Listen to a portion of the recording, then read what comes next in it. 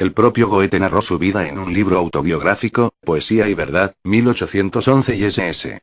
Que llega hasta el año 1775, cuando se pone al servicio del príncipe heredero Carlos Augusto en Weimar. Nació en Frankfurt del Meno, Frankfurt am Main, hijo de Johann Caspar Goethe, un abogado y consejero imperial que se retiró de la vida pública y educó a sus hijos él mismo, bajo la máxima de no perder el tiempo en lo más mínimo, y de Catarina Elisabeth Textor, hija de un antiguo burgomaestre de Frankfurt. Estas vinculaciones familiares le pusieron en contacto desde el principio con el patriciado urbano y la vida política. De inteligencia superdotada, y provisto de una enorme y enfermiza curiosidad, hizo prácticamente de todo y llegó a acumular una omnímoda o completa cultura. Primeramente estudió lenguas, aunque sus inclinaciones iban por el arte y nunca, a lo largo de toda su vida, dejó de cultivar el dibujo. Al tiempo que escribía sus primeros poemas, se interesó por otras ramas del conocimiento como la geología, la química y la medicina. Goethe estudió Derecho en Leipzig, 1765. Allí conoció los escritos de Winckelmann sobre arte y cultura griegas, pero una grave enfermedad le obligó a dejar los estudios en 1768 y volver a Frankfurt. Katharina von Klettenberg, amiga de su madre, le cuidó y le introdujo en el misticismo pietista, que ponía su énfasis en el sentimiento dentro de la confesión protestante. Por entonces compuso sus primeros poemas. Retomó los estudios en 1770 en Estrasburgo y los concluyó al año siguiente. Esos 2 años allí fueron muy importantes para él. Conoció a Friederike Brion, que le inspiró la mayoría de sus personajes femeninos, y trabó amistad con el teólogo y teórico del arte y la literatura Johann Gottfried von Herder. Herder le introdujo en la poesía popular alemana, le descubrió el universo de Shakespeare y le liberó definitivamente del neoclasicismo francés y de la confianza en la razón de la Aufklärung alemana. Empezó a hacer prácticas de abogacía en Wetzlar y colaboró con Herder en la redacción del manifiesto fundador del movimiento Sturm und Drang, Tempestad de ímpetu, considerado el preludio del romanticismo en Alemania. Sobre el estilo y el arte alemán, 1772. En esta obra se reivindica la poesía de James Macpherson, Ossian, y de Shakespeare. Otra vez de vuelta en Frankfurt, escribió la tragedia des von Berlichingen, 1773, y al año siguiente su novela Las cuitas del joven Werther, 1774. La inspiración del Werther la había encontrado a mediados de 1772 cuando hacía prácticas de abogacía en el tribunal de Wetzlar. Se había enamorado de Charlotte Butz, novia y prometida de su colega, también abogado en prácticas, Johann Christian Kessner. Otro abogado atormentado por un amor no correspondido se suicidó utilizando una pistola prestada por Kessner y Goethe unió ambas historias para su novela de 1774 Las desventuras del joven Werther, en parte epistolar. Alcanzó un éxito tan grande y representó también en la figura del protagonista el desencanto de las jóvenes generaciones, que suscitó una epidemia de suicidios adolescentes en el país, a semejanza del joven protagonista. El mismo año que el Werther, 1774, Goethe publica su drama Clavijo mientras intentaba abrir con poca fortuna un bufete de abogado en Frankfurt. En la primavera de 1775 Goethe se compromete con la hija de un banquero de Frankfurt, Lili Schneemann, pero las diferencias sociales y de estilo de vida entre ambas familias terminó por desbaratar el compromiso, que no llegó a formalizarse en matrimonio. El noviazgo terminó en el otoño de ese mismo año y no dudó en aceptar la invitación a la corte de Weimar de Carlos Augusto de Sajonia-Weimar-Eisenach, heredero del ducado de Sajonia-Weimar, y, tras publicar su Estella, 1775, marchó hacia allá, prácticamente huyendo de 2 cosas: del compromiso sentimental con Lili Schneemann y del ejercicio de la abogacía. Al servicio del príncipe heredero Carlos Augusto, ya hasta su muerte fijó su residencia en Weimar. Las numerosas tareas que éste le encomendaba le hicieron abandonar prácticamente la literatura durante casi 10 años y Ana Amalia de Brunswick-Wolfenbüttel, madre de Carlos Augusto, que había empezado a crear un círculo de intelectuales con el preceptor de su hijo, Wieland, lo amplió al incluir en él a Goethe y posteriormente Herder y Friedrich von Schiller. Fugazmente pasaron también por allí Jacob Michael Reinhold Lenz y Friedrich Maximilian Klinger. Goethe pasó de ser consejero secreto de legación, 1776, a consejero secreto, 1779, y finalmente se convirtió en una especie de ministro supremo. Otra de sus funciones fue la supervisión de la biblioteca ducal, que bajo su dirección pasó a ser una de las más importantes de toda Alemania. Inicia en esa época sus investigaciones científicas. Interesado por la óptica, concibió una teoría distinta a la de Isaac Newton sobre los colores y también investigó en geología, química y osteología, disciplina esta última en que descubrió el hueso intermaxilar en marzo de 1784, que pone una de las primeras piedras en la teoría de la evolución del hombre, aunque en esto se le adelantó por muy poco el anatomista francés Biglacier, lo que le supuso una gran frustración. Las cartas a Charlotte von Stein dan fe de esta época de su vida, envuelta en todo tipo de encargos y gestiones para reformar el muy pequeño y humilde estado de Weimar. Desde un puesto tan importante tuvo la oportunidad de relacionarse con la alta aristocracia y conoció a personajes notables, como Napoleón Bonaparte, Ludwig van Beethoven, Friedrich von Schiller y Arthur Schopenhauer. En 1782 fue añadida la partícula von a su apellido por el mismo duque Carlos Augusto pese a las protestas de la nobleza, para formar parte de la corte con un cargo equiparable al de los restantes ministros, pertenecientes todos a ella. Ingresó en la masonería el 11 de febrero de 1783, aunque según el escritor masónico Lorenzo Frau Abrines, la fecha de su ingreso es anterior, el 23 de junio de 1780, dentro de la efímera logia Amalia, que abatió columnas 2 años después. En 1830, 2 años antes de su muerte, Goethe compuso un poema titulado Para la fiesta de San Juan de 1830 en ocasión de celebrarse su cincuentenario como miembro de la masonería.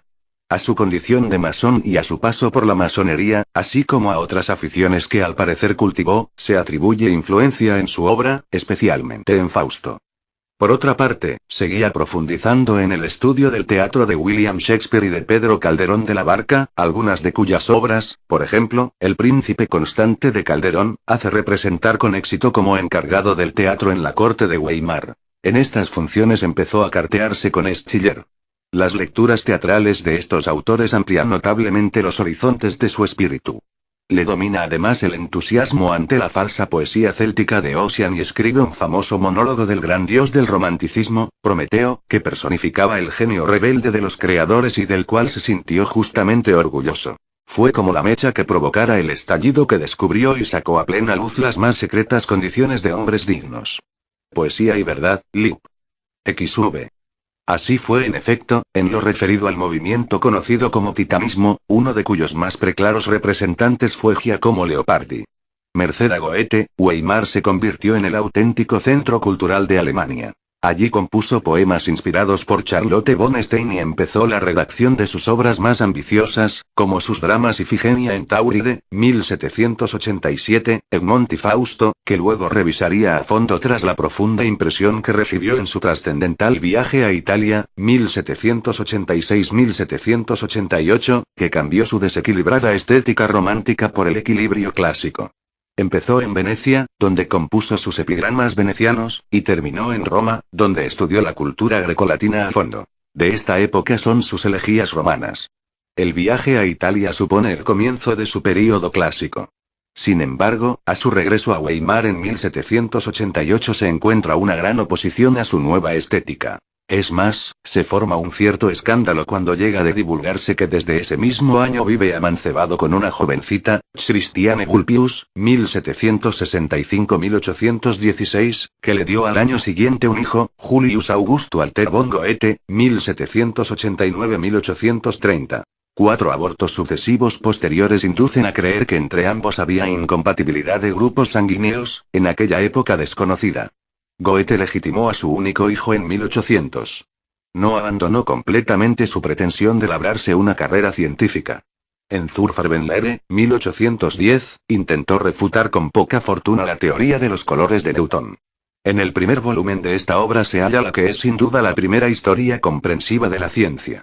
Dirigió el Teatro Ducal entre 1791 y 1813 y con motivo de este cargo conoció en 1794 al dramaturgo Friedrich von Schiller, con el que sostuvo una luenga amistad y cierta correspondencia epistolar hasta la muerte en 1805. Schiller publicó las hasta entonces inéditas elegías romanas de Goethe en su periódico, Las Horas, en 1795. También imprimió la novela Los años de aprendizaje de Wilhelm Meister, 1796, y la novela en verso Hermann y Dorotea, 1798. Schiller incitó a Goethe a que prosiguiera en la gran obra de su vida, el Fausto, poema que no paraba de corregir y ampliar y cuya primera versión apareció en 1808. Desde 2 años antes se hallaba ya casado con Christiane Vulpius, quizá para acallar a quienes criticaban su estilo de vida. El hecho más importante quizá de esta época de su vida es su entrevista en Erfurt con Napoleón I en 1808, cuando el ejército francés ocupaba parte del territorio prusiano en el marco de las guerras napoleónicas. La Revolución Francesa supuso para Goethe un gran trastorno. Algunos de sus epigramas venecianos ya tratan este tema, pero como su pensamiento se hallaba por completo imbuido del equilibrio y armonía del clasicismo y veía el ser como una totalidad orgánica a partir de la filosofía de Kant, el desarrollo de la revolución y el cambio provocado por la violencia le parecían una atrocidad. Eso se plasmó en algunas obras de entonces, como la colección de novelitas breves Conversaciones de emigrados alemanes, 1795, la obra épica Germán y Dorotea, 1797, y la tragedia La hija natural, 1799 y ss. Algo después aparecen las novelas de madurez. Las afinidades selectivas, 1809, y los años de peregrinaje de Wilhelm Meister, 1821, revisado en 1829, así como un diario de su viaje por Italia, Viajes italianos, 1816, su autobiografía Poesía y verdad en varias entregas, 1811-1833, y un poemario, Diván de Oriente y Occidente, 1819, donde se deja sentir algo el influjo de la poesía oriental. Goethe murió en Weimar el 22 de marzo de 1832. La versión final de su gran poema coral Fausto apareció póstuma ese mismo año. En cuanto a su carrera literaria, Goethe la inició en el seno de un exasperado romanticismo deudor del Sturm und Drang, cuya obra más representativa se encargó de escribir él mismo. Las cuitas del joven Werther. El viaje a Roma supuso para él ir arrinconando esa estética en una evolución que le hizo al cabo renegar del romanticismo e identificarse con el equilibrio clásico grecolatino, lo que puso fin a su tormentosa vida interior. Fue esa la revelación del clasicismo, verdadera raíz con la que podía identificarse la cultura alemana. Ahora comprendo el sentido del mármol, escribirá en una de sus elegías romanas. De ese viaje por Italia son fruto también los epigramas venecianos, entre los cuales hay algunas meditaciones profundas sobre la contemporánea Revolución Francesa o el significado de la vida y de la cultura. La postura política de Goethe es sin embargo conservadora. Prefiero la injusticia al desorden, escribirá. Eso le supuso algunos recelos por parte de otros artistas a los que no les importaba en lo más mínimo no acordarse con su contexto social, como por ejemplo Beethoven. En las dos versiones de su complejo y grandioso Fausto se encuentra el último mito que fue capaz de engendrar la cultura europea, el de cómo la grandeza intelectual y la sed omnímoda de saber pueden, sin embargo, engendrar la miseria moral y espiritual. Por otra parte, en la lectura y estudio de Spinoza encuentra también un consuelo al desequilibrio romántico que le embargaba, como cuenta en Poesía y verdad, donde se extiende en comentar especialmente su frase de que quien bien ama de Dios, no debe exigir que Dios le ame a él. Goethe disfrutó ya en vida de fama, respeto, prestigio y admiración. Delacroix le retrató en una litografía en 1827, aparte de ilustrar Fausto y von Berlichingen. Por ello, fueron muchos los jóvenes de su época que quisieron conocerlo en persona o, cual se suele pedantescamente decir, ver a efigies. Por otra parte, su secretario, Eckermann, anotaba cuidadosamente sus conversaciones con el maestro a lo largo de los años y escribió unas conversaciones con Goethe, donde aparecen reflejadas las opiniones que en sus últimos años sostuvo sobre esas visitas y también sobre todo lo divino y lo humano.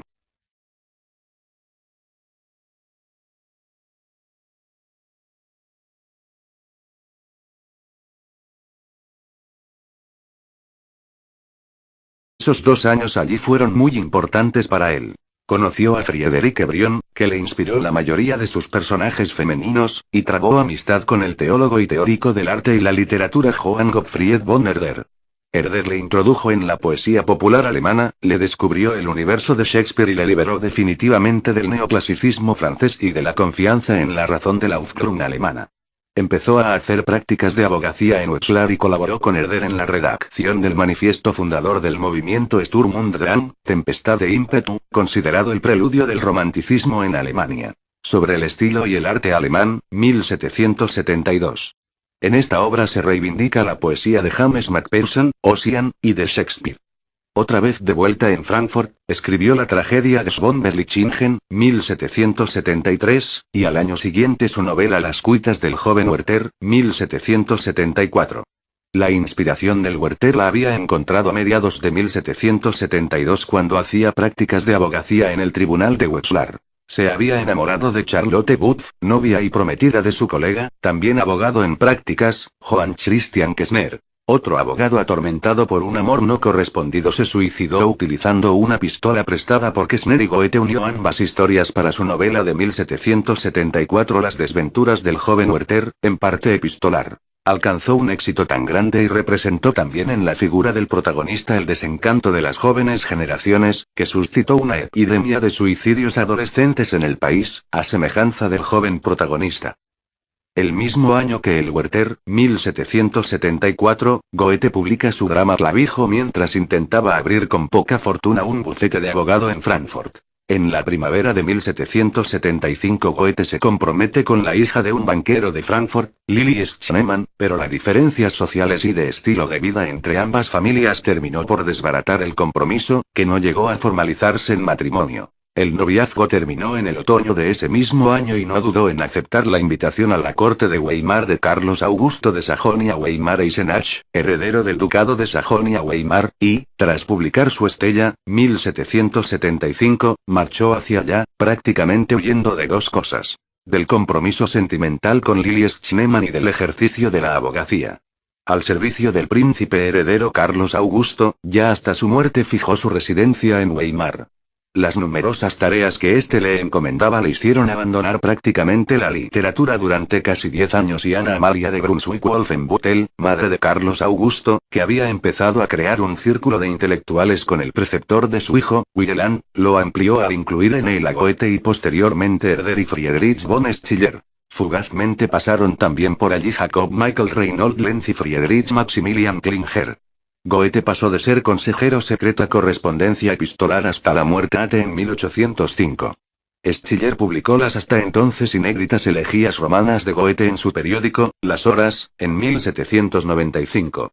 También imprimió la novela Los años de aprendizaje de Wilhelm Meister, 1796, y la novela en verso Hermann y Dorotea, 1798. Schiller incitó a Goethe a que prosiguiera en la gran obra de su vida, el Fausto, poema que no paraba de corregir y ampliar y cuya primera versión apareció en 1808. Desde 2 años antes se hallaba ya casado con Christiane Vulpius, quizá para acallar a quienes criticaban su estilo de vida. El hecho más importante quizá de esta época de su vida es su entrevista en Erfurt con Napoleón I en 1808, cuando el ejército francés ocupaba parte del territorio prusiano en el marco de las guerras napoleónicas. La Revolución Francesa supuso para Goethe un gran trastorno. Algunos de sus epigramas venecianos ya tratan este tema, pero como su pensamiento se hallaba por completo imbuido del equilibrio y armonía del clasicismo y veía el ser como una totalidad orgánica a partir de la filosofía de Kant, el desarrollo de la revolución y el cambio provocado por la violencia le parecían una atrocidad. Eso se plasmó en algunas obras de entonces, como la colección de novelitas breves Conversaciones de emigrados alemanes, 1795, la obra épica Germán y Dorotea, 1797, y la tragedia La hija natural, 1799 y ss. Algo después aparecen las novelas de madurez. Las afinidades selectivas, 1809, y los años de peregrinaje de Wilhelm Meister, 1821, revisado en 1829, así como un diario de su viaje por Italia, Viajes italianos, 1816, su autobiografía Poesía y verdad en varias entregas, 1811-1833, y un poemario, Diván de Oriente y Occidente, 1819, donde se deja sentir algo el influjo de la poesía oriental. Goethe murió en Weimar el 22 de marzo de 1832. La versión final de su gran poema coral Fausto apareció póstuma ese mismo año.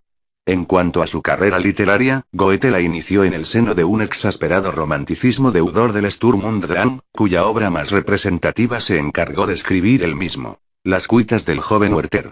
El viaje a Roma supuso para él ir arrinconando esa estética en una evolución que le hizo al cabo renegar del romanticismo e identificarse con el equilibrio clásico grecolatino, lo que puso fin a su tormentosa vida interior. Fue esa la revelación del clasicismo, verdadera raíz con la que podía identificarse la cultura alemana. Ahora comprendo el sentido del mármol, escribirá en una de sus elegías romanas. De ese viaje por Italia son fruto también los epigramas venecianos, entre los cuales hay algunas meditaciones profundas sobre la contemporánea Revolución Francesa o el significado de la vida y de la cultura. La postura a la fiesta de San Juan de 1830 en ocasión de celebrarse su cincuentenario como miembro de la masonería. A su condición de masón y a su paso por la masonería, así como a otras aficiones que al parecer cultivó, se atribuye influencia en su obra, especialmente en Fausto. Por otra parte, seguía profundizando en el estudio del teatro de William Shakespeare y de Pedro Calderón de la Barca, algunas de cuyas obras, por ejemplo, El Príncipe Constante de Calderón, hace representar con éxito como encargado del teatro en la corte de Weimar. En estas funciones empezó a cartearse con Schiller. Las lecturas teatrales de estos autores amplían notablemente los horizontes de su espíritu. Le domina además el entusiasmo ante la falsa poesía céltica de Ossian y escribe un famoso monólogo del gran dios del romanticismo, Prometeo, que personificaba el genio rebelde de los creadores y del cual se sintió justamente orgulloso. Fue como la mecha que provocara el estallido que descubrió y sacó a plena luz las más secretas condiciones de hombres dignos. Poesía y verdad, Liv. XV. Así fue en efecto, en lo referido al movimiento conocido como titanismo, uno de cuyos más preclaros representantes fue Giacomo Leopardi. Merced a Goethe, Weimar se convirtió en el auténtico centro cultural de Alemania. Allí compuso poemas inspirados por Charlotte von Stein y empezó la redacción de sus obras más ambiciosas, como sus dramas Ifigenia en Tauride, 1787, Egmont y Fausto, que luego revisaría a fondo tras la profunda impresión que recibió en su trascendental viaje a Italia, 1786-1788, que cambió su desequilibrada estética romántica por el equilibrio clásico. Empezó en Venecia, donde compuso sus epigramas venecianos, y terminó en Roma, donde estudió la cultura grecolatina a fondo. De esta época son sus elegías romanas. El viaje a Italia supone el comienzo de su período clásico. Sin embargo, a su regreso a Weimar en 1788 se encuentra una gran oposición a su nueva estética. Es más, se forma un cierto escándalo cuando llega de divulgarse que desde ese mismo año vive amancebado con una jovencita, Christiane Vulpius, 1765-1816, que le dio al año siguiente un hijo, Julius Augusto Alter von Goethe, 1789-1830. 4 abortos sucesivos posteriores inducen a creer que entre ambos había incompatibilidad de grupos sanguíneos, en aquella época desconocida. Goethe legitimó a su único hijo en 1800. No abandonó completamente su pretensión de labrarse una carrera científica. En Zur Farbenlehre, 1810, intentó refutar con poca fortuna la teoría de los colores de Newton. En el primer volumen de esta obra se halla la que es sin duda la primera historia comprensiva de la ciencia. Dirigió el Teatro Ducal entre 1791 y 1813 y con motivo de este cargo conoció en 1794 al dramaturgo Friedrich von Stolar hasta la muerte en 1805. Schiller publicó las hasta entonces inéditas elegías romanas de Goethe en su periódico, Las Horas, en 1795. También imprimió la novela Los años de aprendizaje de Wilhelm Meister, 1796, y la novela en verso Hermann y Dorotea, 1798. Schiller incitó a Goethe a que prosiguiera en la gran obra de su vida, el Fausto, poema que no paraba de corregir y ampliar y cuya primera versión apareció en 1808. Desde 2 años antes se hallaba ya casado con Christiane Vulpius, quizá para acallar a quienes criticaban su estilo de vida. El hecho más importante quizá de esta época de su vida es su entrevista en Erfurt con Napoleón I en 1808, cuando el ejército francés ocupaba parte del territorio prusiano en el marco de las guerras napoleónicas. La Revolución Francesa supuso para Goethe un gran trastorno. Algunos de sus epigramas venecianos ya tratan este tema, pero como su pensamiento se hallaba por completo imbuido del equilibrio y armonía del clasicismo y veía el ser como una totalidad orgánica a partir de la filosofía de Kant, el desarrollo de la revolución y el cambio provocado por la violencia le parecían una atrocidad. Eso se plasmó en algunas obras de entonces, como la colección de novelitas breves Conversaciones de emigrados alemanes, 1795, la obra épica Germán y Dorotea, 1797, y la tragedia La hija natural, 1799 y ss. Algo después aparecen las novelas de madurez. Las afinidades selectivas, 1809, y los años de peregrinaje de Wilhelm Meister, 1821, revisado en 1829, así como un diario de su viaje por Italia, Viajes italianos, 1816, su autobiografía Poesía y verdad en varias entregas, 1811-1833, y un poemario, Diván de Oriente y Occidente, 1819, donde se deja sentir algo el influjo de la poesía oriental. Goethe murió en Weimar el 22 de marzo de 1832. La versión final de su gran poema coral Fausto apareció póstuma ese mismo año. En cuanto a su carrera literaria, Goethe la inició en el seno de un exasperado romanticismo deudor del Sturm und Drang, cuya obra más representativa se encargó de escribir él mismo: Las cuitas del joven Werther. El viaje a Roma supuso para él ir arrinconando esa estética en una evolución que le hizo al cabo renegar del romanticismo e identificarse con el equilibrio clásico grecolatino, lo que puso fin a su tormentosa vida interior. Fue esa la revelación del clasicismo, verdadera raíz con la que podía identificarse la cultura alemana. Ahora comprendo el sentido del mármol, escribirá en una de sus elegías romanas. De ese viaje por Italia son fruto también los epigramas venecianos, entre los cuales hay algunas meditaciones profundas sobre la contemporánea Revolución Francesa o el significado de la vida y de la cultura. La postura política de Goethe